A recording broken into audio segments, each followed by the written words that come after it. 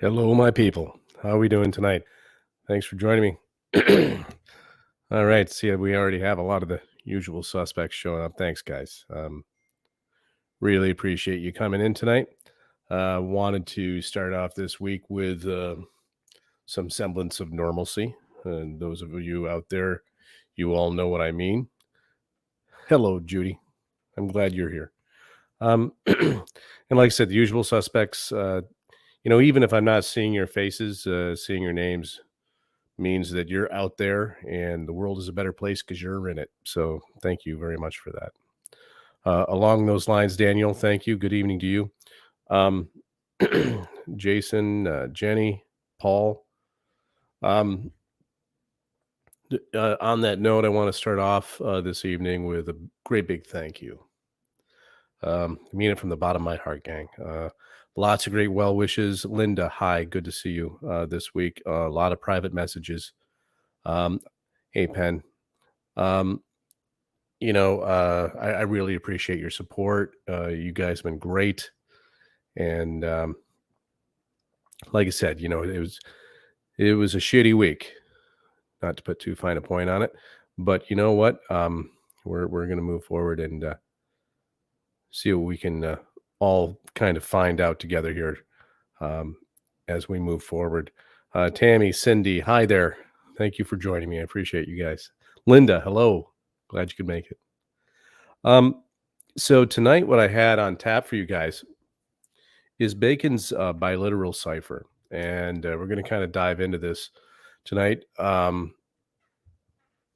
Yeah, thanks, Jenny. Appreciate it. There's going to be time for us to kind of talk about the previous week and everything that happened, and I'm hoping that I have a good friend who is already has a great memorial in the works for my dear friend Christona. So thanks, gang. I really appreciate that very much. But Bacon's Biliteral Cipher, and this is really what I want to focus on tonight. It's probably his most famous cipher. And, when you start looking into uh, Baconian ciphers and this is the one that comes up the most because it's the one he actually wrote about in his books and or in a book, and he went into such detail saying, this is a really important cipher, and I came up with it back when I was a kid. He was 16 years old when he came up with this, gang. And then he wrote about it 40 years later, meaning that he had been using it the entire time. And so tonight, I think that I think you're going to enjoy this. And so, without any further ado, I'm going to share a tab here with you. And I hope you enjoy this, gang. It's going to be quick, down and dirty, and straight to the point. And there we go. So, when I jump into this, one of the things that I want to get into is how it appears on the plaque of Shakespeare's funerary monument. This is one of the things that no one seems to discuss when it comes to the plaque itself. And so, going to jump into it and talk about how does it work, what is it. You may have heard of it when you do a search for it. It comes up as Bacon's Cipher, and this makes me laugh as if this is the only one he ever used. If you have been following this podcast and my work, you know very well that he used multiple ciphers, and he often used them to communicate in reference to the other ciphers as well. He would use simple cipher to create a number that meant something in, say, cave cipher. Or he would use fourfold cipher that meant something in simple cipher, and so on. And in this way, he was able to manipulate the letters and numbers to say what he wanted to have to say. So, what a lot of people don't realize is that biliteral cipher is a forerunner of our binary computer language today. He took a string of information and basically had it represented by one letter. or excuse me, a series of letters would be chunked together representing one letter, which is what happens with biliteral cipher. Now, this requires two typefaces. We can think of this in our modern parlance of two fonts, if you will. Think that you have a font and you could use plain and italic font. Okay. And what this does is it creates two alphabets, an A alphabet of plain text and a B alphabet of italic text. Everyone follow? And so what you can do is you write your plain surface message, and then what you do is you actually, um, there we go. You use these two different types and stagger them according to a pattern that will create the letters you're looking for. For example, suppose you want to, your very first letter, if you can see here on my screen over here in the image, suppose the first letter you want to use is B, because you're going to spell out the name bacon. And so your first four letters in the entire message will be just plain text. And then the fifth letter will be italicized. And then the next series of five letters will be plain text. And then you'll have three more plain text with one italicized and a plain text after that for the C here. So it would be A, C. And so in that surface text, when you group it in groups of 5 characters, what you can do is create in each set of 5 characters, they each represent a different single letter in the biliteral cipher.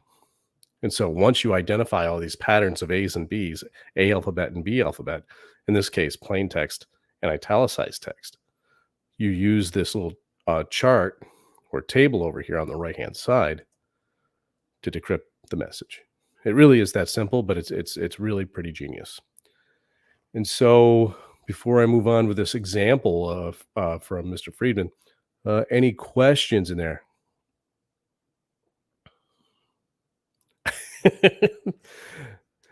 Okay, Tom's the guy that I place in the front of my classroom who turns around and looks at everyone and said, "Okay, listen, pay attention. This is cool, guys." Thanks, Tom. And so this is how it works. This example from William Friedman. William Friedman's a very, very cool guy. He was an army cryptographer. That's how he started out, and then eventually he became the father of the NSA. Okay, so I read a series of his lectures, obviously, as I was learning how to decrypt the ciphertext of Shakespeare's Plaque, the Funerary monument.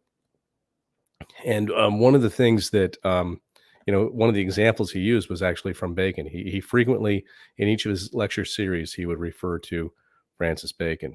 So one of the cool things is that Bacon would use the biliteral cipher not just for a surface text of words. He would actually do it with pictures as well. And I kind of alluded to this a few weeks ago or a month ago.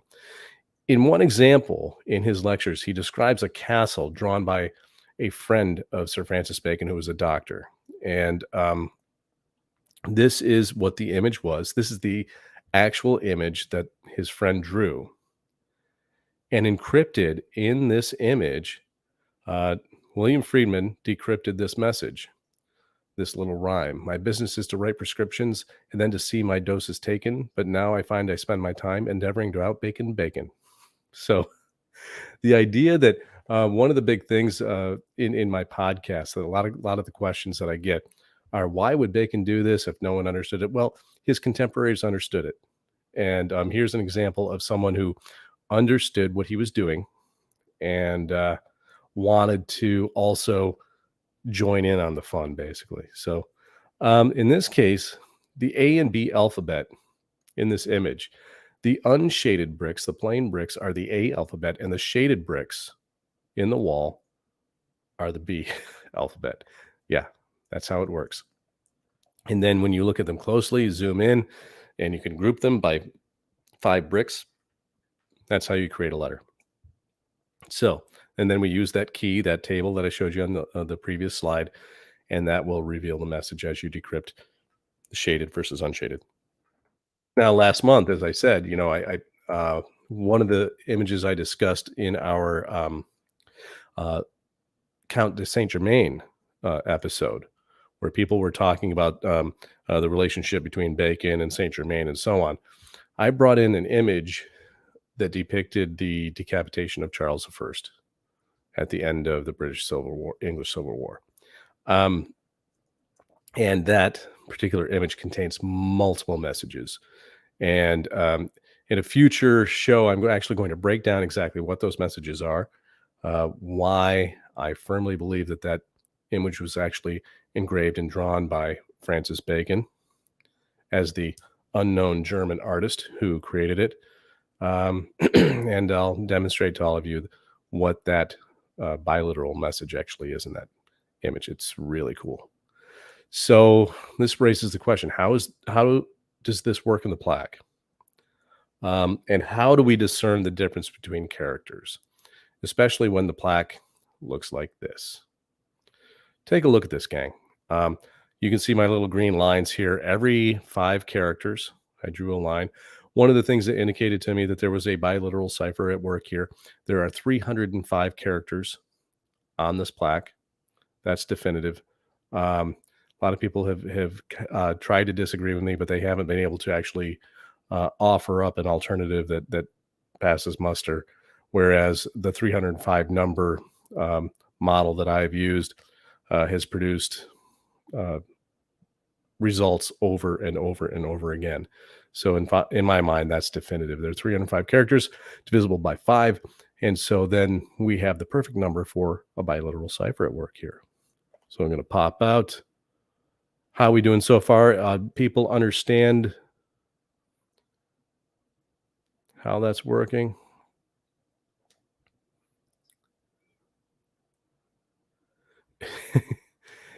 Yeah, Tom. That's just it. You know, by the time he wrote this, I think it was in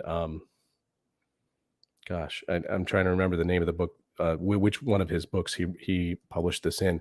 But once he put it out there, people started going back and looking at a lot of Renaissance publications, and I realized, oh yeah, he had a huge hand in this. Amazing one, cool question. So Bacon used one decipher code that had multiple variations of it while using while also using various cipher styles to encrypt the messages. Yes and no. And Tom, I think it was you that asked me this question earlier today in private message.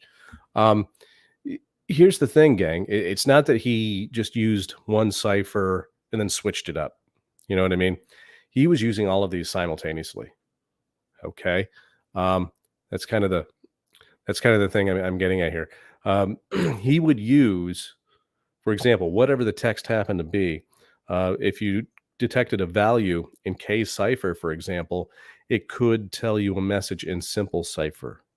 All right. So if you calculated the K cipher value of a group of characters and it totals 171, all of a sudden, oh, that's Francis, also in K cipher. And so you could calculate a value in fourfold cipher or simple cipher, and it would produce a value in what was called Elizabethan short cipher. And all of these ciphers were in use by their intelligence community. So it's really pretty cool. Oh, wow. What a great question. Barbara asks, pretty much, does punctuation play a part or is it ignored? Well, in the surface text, obviously, it plays a part. For example, well, let me zoom in on this a little bit more. Make me small. My big bald head small. Right here in this the actual service text of the plaque, stay passenger, why goest thou by so fast? Read if thou canst, whom envious death hath placed within this monument Shakespeare : So in this sense, the punctuation is important because since the colon follows the name Shakespeare, it's actually naming Shakespeare is the monument. Okay, it's not the name placed within the monument. Shakespeare is the monument. And it's saying you need to see who is in this monument Shakespeare. And the answer, of course, is Francis Bacon, as I've outlined multiple times. So when it comes to the actual decryption, however, the punctuation, when you're counting characters on the plaque, for example, in the character count, you ignore the punctuation. Punctuation is not a character. Okay. So in that sense, the punctuation matters in terms of understanding the hints towards what the message is, in this case, the plaque. Um, but in the flip side, when you're actually doing the actual decryption, no, the punctuation doesn't really play a part. So it's such a great question. People always are wondering that. All right, so going back to our decryption here. How do we, going back, look at these characters, everyone. The way the biliteral cipher works, you have to identify one difference between one character and the other. And when you look at the crazy typeface that was used here, look at all the serifs on the S's, there's one on the P here and not on another P somewhere else. This T has these serifs, and is there a difference between this shape and this shape, this angle and that angle? Is it really that intricate? And it looks so incredibly intricate that people would look at this and say, nope, there can't be a biliteral cipher here. It's way too complicated. You can't tell the difference between these, two differences between a font.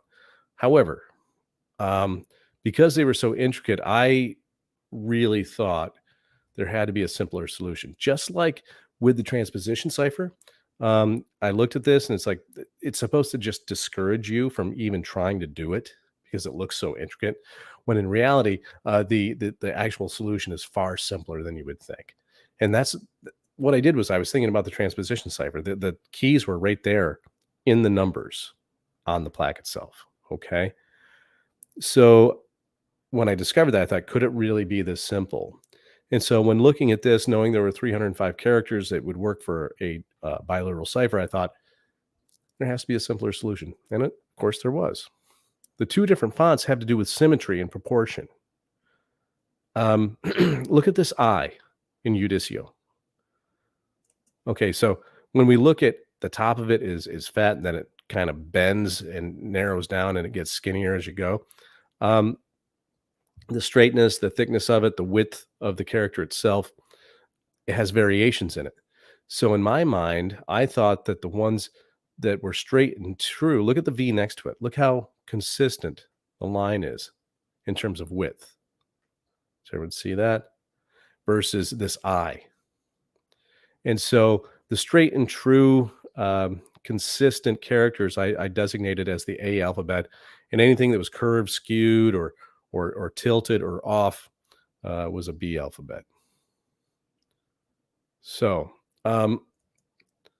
what I did was I just looked at the first 5 letters, and which is the I, V, D, I, C here. And if you look at each one, and we consider that the straight and the proportionate ones are the A alphabet and the curved or disproportionate ones are B, this is what I came up with for the I. That's a B. This V is obviously an A. D, because notice how wide it is and how there's inconsistencies in the width and thickness here, and it kind of tilts to the side. I designated that one a B.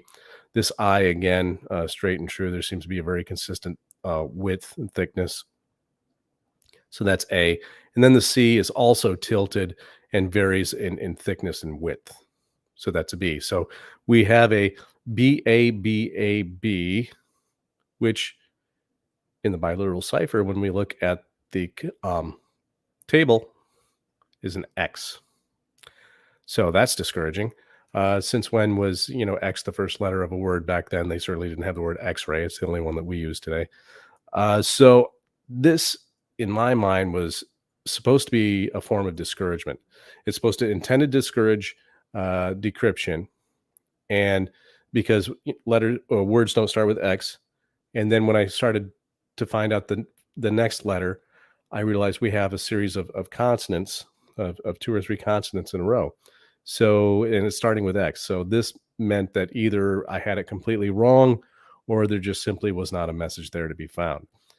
But I took that to be, because I'm weird, encouragement, because I felt that throughout that whole process of decrypting the plaque, I found a lot of little roadblocks that were intended to discourage people from actually finding the message, when in fact I knew that if I just continued going, I would be rewarded. So I just continued on with the rest of the 305 characters, and actually was able to discern 61 characters that produced a message.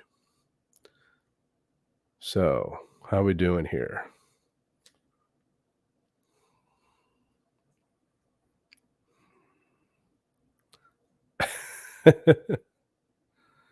So, let's see. Yeah, Jason, layers upon layers upon layers. And the biliteral cipher is really cool because it's one that you can put in there, and you don't even need to use simple reverse K, fourfold, or any of the others. It's just there, you know. It also gives hints on other stuff, which you're going to see. It's pretty cool. Let's see what we have here. I'm impressed in how much of a sneaky bastard Bacon was in going to such great lengths, using all the methods at his disposal. Yes, absolutely. Absolutely. And this is something, these are things that with the plaque, obviously this was something he intended for, the future generations to decrypt and make sure that certain truths weren't lost. For example, his parents and his heritage. So let's see what else. Yeah, Tom, this is the question you sent me today. If Bacon is telling us to use different alphabets or ciphers, how do you determine when it is time to change cipher codes or alphabets? And again, it's such a great question. Thanks for throwing that up there for me, Tom, because that's one of the questions I often get, and it's really hard for us to, unless you. It's hard for me to communicate it simply because I've been so close to it for so long. I've immersed myself in it. It's like an immersion program for a language. And so now when I see it, I can read it and understand it. When I'm trying to explain it to someone, it's almost holographic in a sense, that it's all simultaneous. He's using all of these ciphers simultaneously as a system. So you don't switch from one to the next, to the next, to the next. What you do is you use all of them simultaneously in order to pull out all of the information at the same time. That's what I mean by holographic. It's like three-dimensional in that sense, where one informs the other. And, one message in simple alludes to a meaningful total in K cipher and so on. So such a great question. Thanks for adding that. Yeah, Daniel, that's exactly what they would do. Mark the letter in plain sight. When he was 16, he was noting, the cipher systems of the time had a huge weakness, and that was that uh, when you looked at it, you could tell there was a cipher because usually it was a substitution of a strange symbol in place of a letter. Okay, he felt that a far more effective way to send a secret message would to make sure that people didn't even realize there was a message there, right? Unless they knew that that's what they were up to. If you see the signposts, for example, the Rosicrucian signposts, the RC signposts is what I call them. That's when you know that there's a message there. And if you apply his cipher systems to it, all of a sudden they pop up, right? So that was his his idea. Jason, X is a B. Are you referring to the at-bash substitution system he uses? Because X would be C. Everyone, the substitution system he used between, think of it this way. You have simple cipher going in one direction, A through Z, 1 through 24, and then reverse cipher, A is 24 and Z is 1. Any of these letters who share the same number in either simple or reverse can substitute for one another. That's the easiest way to think of it. So an X is 22 in simple.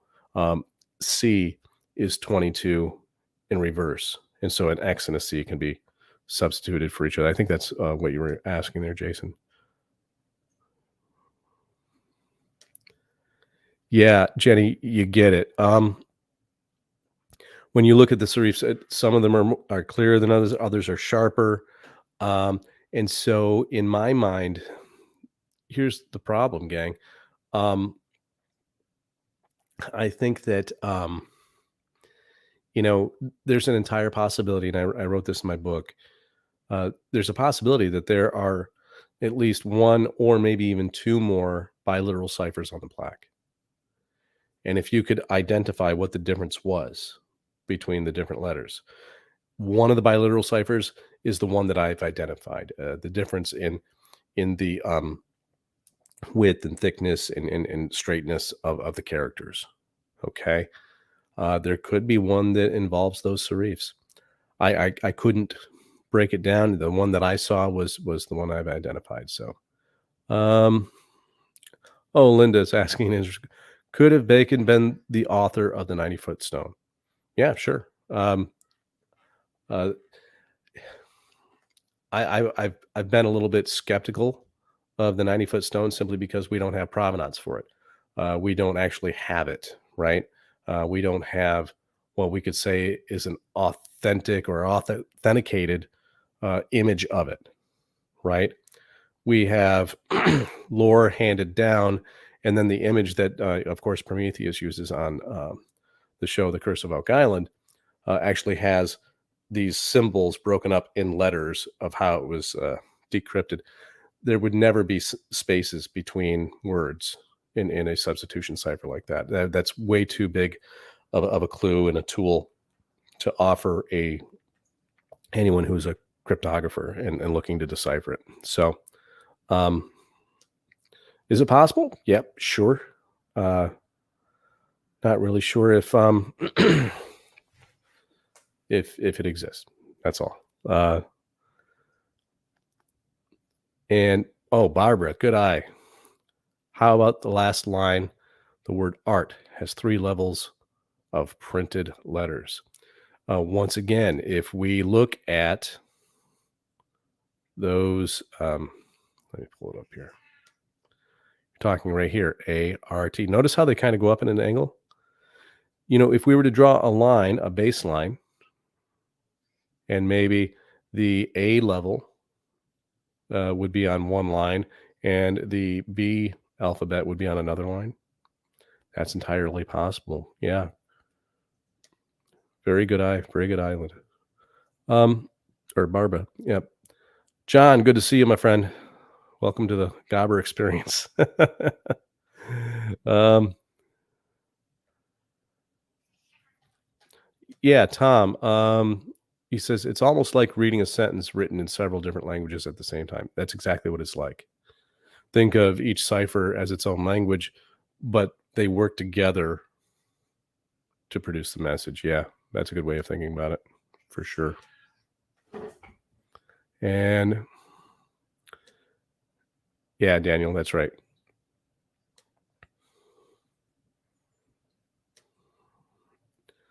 Given who and what Bacon was, and without giving too much away, are there any other hidden messages by Bacon that suggest he buried treasure anywhere else other than Oak Island? Not on this plaque. Uh, are there indications elsewhere? I would say that that's entirely possible, even probable. However, considering, and again, I can't give too much away here because um, it's integral to my Oak Island theory. Let's just say that when you have a depository that works and is safe, you're not going to fix what isn't broken. So, yeah, that's right, Ray. 305.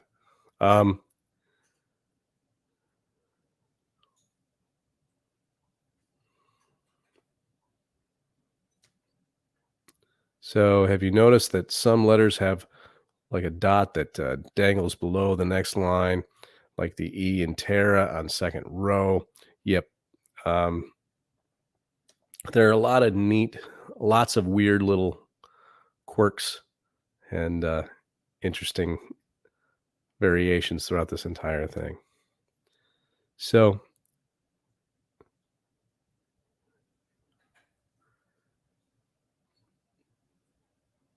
oh, I see, Jenny. Yeah, that's Wonder if the ciphers and how they work together could be translated into an algorithm. Wonder what the algorithm would do when applied to various things. Um, well, the way it works is, in particular when it comes to transposition ciphers. You know, y- Bacon's simple cipher, reverse cipher, case cipher, fourfold, short cipher. They are the vocabulary, if you will, of the cipher itself, and the language of the cipher. Whereas when it comes to a transposition cipher, you find the key, a number, and that's what sets up the transposition, the algorithm to rearrange the characters. When it comes to just applying it to things in modern day, that doesn't work out too well. And here's why. One of the main things that happened when translating all of these ciphers and these messages is you have to have context. Okay. Um, when you are looking, Ian, bless your heart, young man. I stopped by because I saw the word bacon. Who doesn't love them some bacon, right, my friend? Um, so yeah, when you just randomly apply it, there, your mind, once you start to see these patterns, and then you start to notice them in just ordinary life. Um, as cool as that is, and as fun as it is, like today, I looked. I was driving down the road, and it was 67. I said, "Oh, it's Francis outside." Um, so it's 67 degrees. Yes, I'm that level of nerd.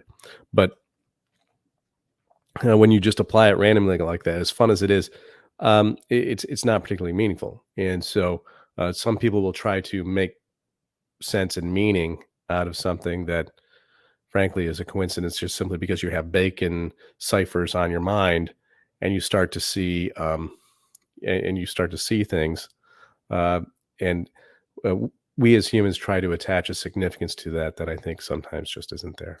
So all right, gang, let me keep going here. Let's see what we have. Now, my first attempt when I did this with the cipher, I needed to double check this because I knew that I had made some errors in decryption, but we were rushing to print, and chapter 2 was included, and it contained the errors. And that's why when it was included in the first printing, and I went through and I started with my uh, author's galleys, I started noticing some of the errors in there. That's why I made chapter 2 available to anyone who's already purchased the book, so that you can see the corrections, because that was a first decryption without really double checking. What I ended up doing in my revision means again, vision, see, or look. So revision means look again.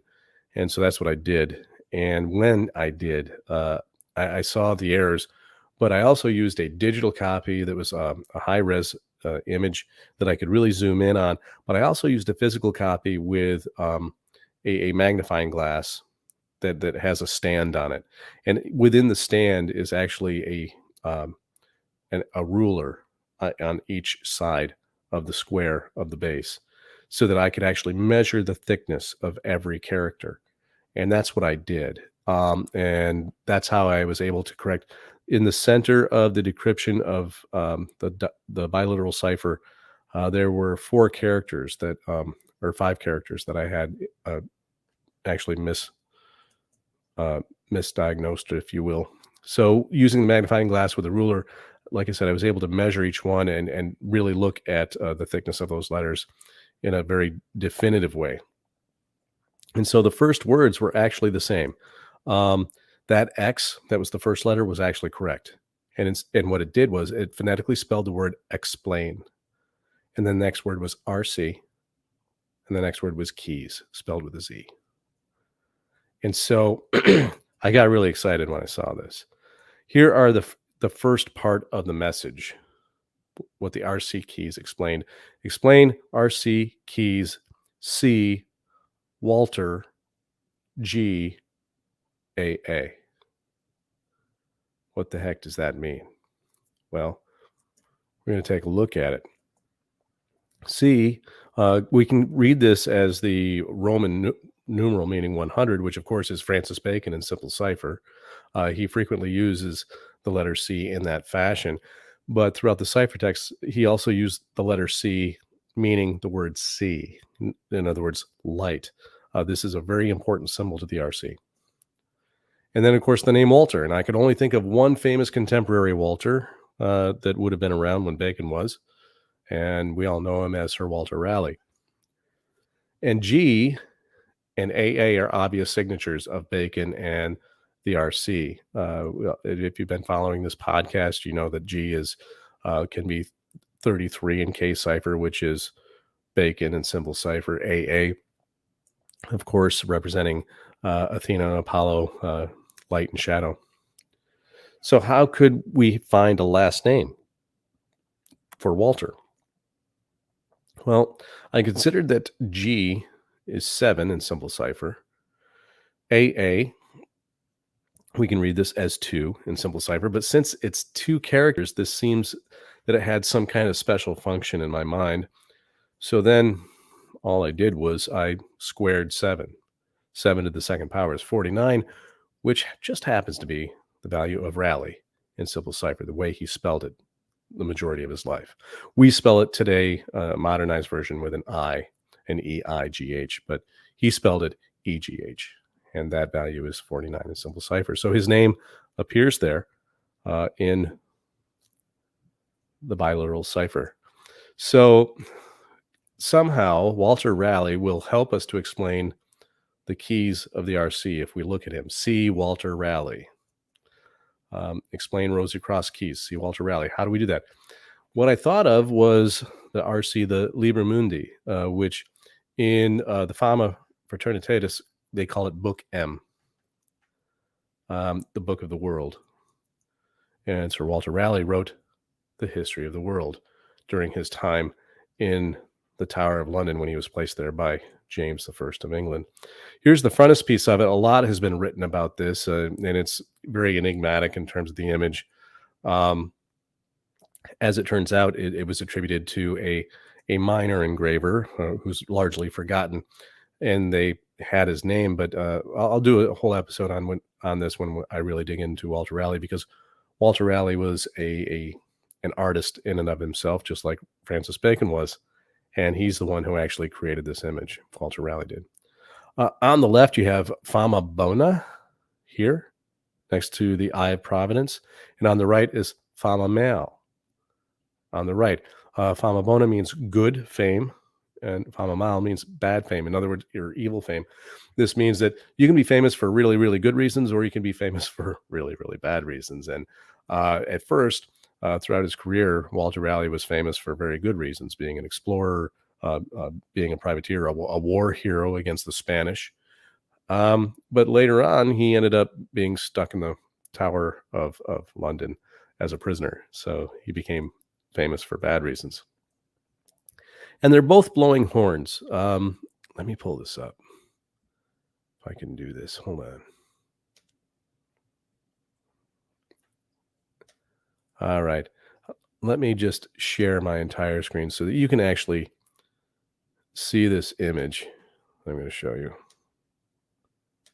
There we go. This is a close-up of it. So let's... No, I'm not showing Nudie Judy's there. Sorry about that. Here you see Fama Bona, this horn here, and Mal, this horn here. So if we zoom out, just looking at it visually, you can tell that they are actually different lengths. See that? This one's a little bit shorter than this one. So this had me thinking, because I'm nerdy that way. So what could this possibly mean? Yes, Mal means sinister also, yes.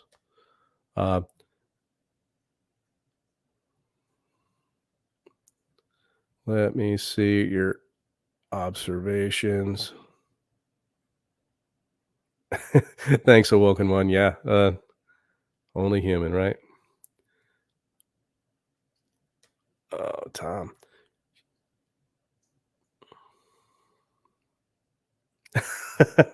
Well, listen, here's the thing. When it comes to my work, I if I screw up, I'm going to admit it. I'm not going to try to snowball anyone, blow smoke or anything. I'm just going to say, hey, listen, this is what happened, and I want to fix it because I'm looking for the truth at the end of the day. A lot of you already know. I've done a couple of war room presentations for the Curse of Oak Island, and that was one of the things I said. I said, "Hey, listen, I'm just looking for the truth. I don't care if I show up on TV or not. I have this information. I think it's going to be very relevant to you, and take it for what it's worth." So don't thank me for that. I'm just looking for the truth, just like you guys are. Um, good one, Tom. Good one. Show of hands, please. Uh, yeah, good is on the right, bad is on the left. Daniel, great observation. Walter Raleigh was linked to John Dee and Christopher Marlowe in the School of the Night.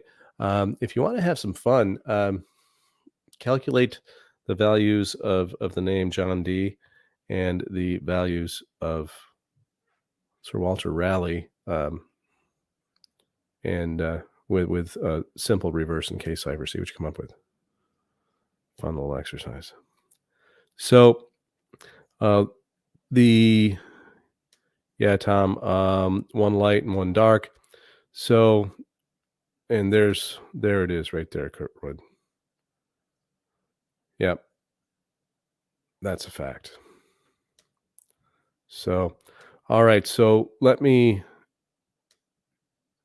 show you this conclusion here, and I'd really love to hear your thoughts here on what you think how this is turning out.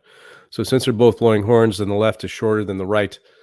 So I measured them, and it was really kind of interesting because the proportions turned out to be perfect with my measurements. Because the one on the left was 7/8 of an inch, and the one on the right was exactly an inch. So this is a 7-to-8 ratio, gang. And why is this significant? Well, when I saw it, my jaw dropped because, well, obviously, 7 is G, 8 is H. And so if we take a look at these values in K cipher, obviously G is 33, which is Bacon in simple cipher, and H is 34, which happens to be the value of W Raleigh in short cipher. Now, what I found through my work, really starting to look at um, Walter Raleigh, is that he makes use of short cipher in reference to himself more than the other ciphers. And so the fact that in this image you had these values and these measurements coming up, stechanographically speaking, uh, this was on purpose. Okay, so you look at this frontispiece, and you can tell it's made by a master artist, and if you have a mistake in proportions, it's on purpose. And the reason, of course, is to convey some form of message here. So there is an important relationship going on here between Sir Francis Bacon and Sir Walter Raleigh, and when we look at what that really is. Unfortunately, I'm not going to get into that tonight, but I did want to show you how the biliteral cipher works on the plaque, and that it actually mentions one of his contemporaries as one of the keys to understanding the Rosy Cross. And so, once we really kind of get into Bacon and Walter Raleigh and Anthony Bacon, I think they were the three primary members of the RC from what I found so far. And again, I think that's very important. Yeah, John. What's funny is, once you see it, you can't stop looking for it. The idea of hands and the positions. And one thing that I'm going to get into at some point is the idea that, and this is kind of cool, each of the fingers and the thumb actually represent a different part or celestial body of the solar system. So, depending upon you have, a hand position, you could be actually communicating about science and astronomy. It's really kind of cool. Yes, Ray. Yeah, City of Oaks, for sure, for sure. So I don't know, gang. What do you think? The biliteral cipher um, was one of those things that people tend to overlook and they don't look at seriously. When you look at a frontispiece or a flyleaf page of a Renaissance book, take a closer look at the different styles of letters that are being used, and you will see a great variation between the same letter will be, for example, you will see a regular looking S, and then you will see an S depicted like an F. Okay. These are usually hints and indications that you have, something going on here. Um, so Jason Raleigh was in Chapel Harry, England, looking for pieces of King Solomon's treasure, logging the church records. Yeah. Um, After they kicked out the Roman Church in England, and they basically a lot of the churches actually buried, their treasures. Um, uh, Raleigh was one of the ones that was all for going around and trying to find them and dig them up. So was Bacon and John Dee, and that was one of the ideas they had. Yeah, Barbara. It's one of those things where you have to remember that when it comes to pictorial ciphers, especially, uh, hands are very, very important. Um, and you're going to see, in particular, eyes too. Where is the subject looking, and how does that relate to the subject matter in the background? Uh, and so, yeah, it's pretty interesting. Thanks, Jason. Yeah, Ray. Yeah, Raleigh, North Carolina, named after Walter Raleigh for sure. Thanks, John. Oh yeah, Daniel. We need to talk about El Dorado with Sir Walter Raleigh for sure. Um, Such an interesting story, and there was a really great expedition unknown on just the other night with Josh Gates, where they showed that El Dorado was actually an area where things were actually stashed underwater. Thanks, Penny. Appreciate you very much. I don't know how cool I am, or if being this nerdy actually makes me cool. I know that's kind of a scary thing. All right, gang. I wanted to share the my literal cipher with you. It's just a really cool system that, like I said, he came up with it when he was 16 years old, um, and that's just amazing to me. And not only did he at 16 tap into one of the biggest weaknesses of some of the cipher systems of his time, but he improved upon it and created a system that would alleviate it. It's really pretty cool.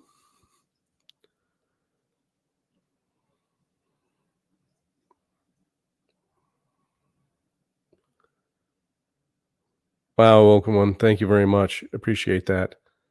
Um, Daniel, once again, you got to get off my brainwave there, brother. There was a lot going on with Essex, and originally he was, obviously one of the RC. I believe that RC stands for Royal Cousins in one sense, for a variety of reasons. Uh, Robert Devereux, second Earl of Essex, was Elizabeth's son. That was one of the explicit messages from the ciphertext of Shakespeare's Plaque. Um, and he believed himself to be supposed to be in line for the throne, with Elizabeth. But anyway, I think that uh, Walter Raleigh also has his role to play there. And along with the fact that the RCs cut Essex loose for a variety of reasons.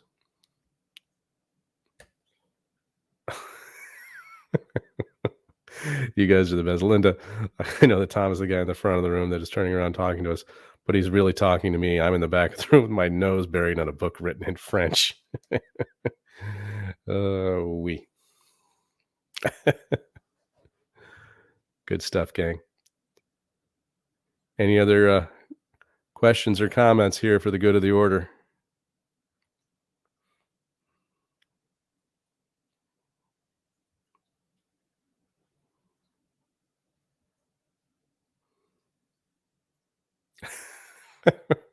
Good one, Tom.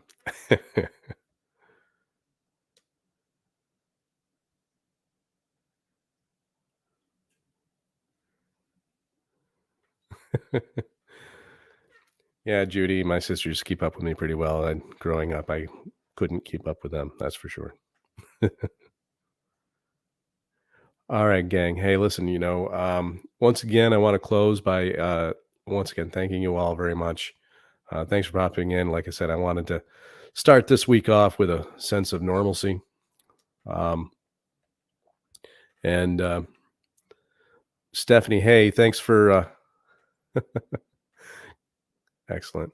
Thanks for joining me. Stephanie, of course, was my last guest here on the show. If you get a chance, make sure you check out her book. In the next octave, it just really cool stuff. And Stephanie, I've been reading it, and I got through the economic portion here at the beginning. You have something really cool there. So great work, great job, and thanks for the kind comments. Um,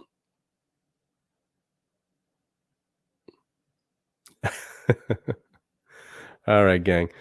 So yeah, thanks for showing up. I appreciate you very much, and thanks for all of your kind comments and private messages over the last week. Appreciate it very much. And yeah, Tammy, if all of you would do that, please um, pray for the Dona family, Angie, his wife. Um, Definitely in thoughts and prayers, heavy thoughts throughout the course of the week. So thank you all very much, everyone. Barbara, I'm glad it's starting to make a lot more sense. Next time, looks like we might have a special guest lined up who was actually in the audience tonight. Wonder who that's going to be.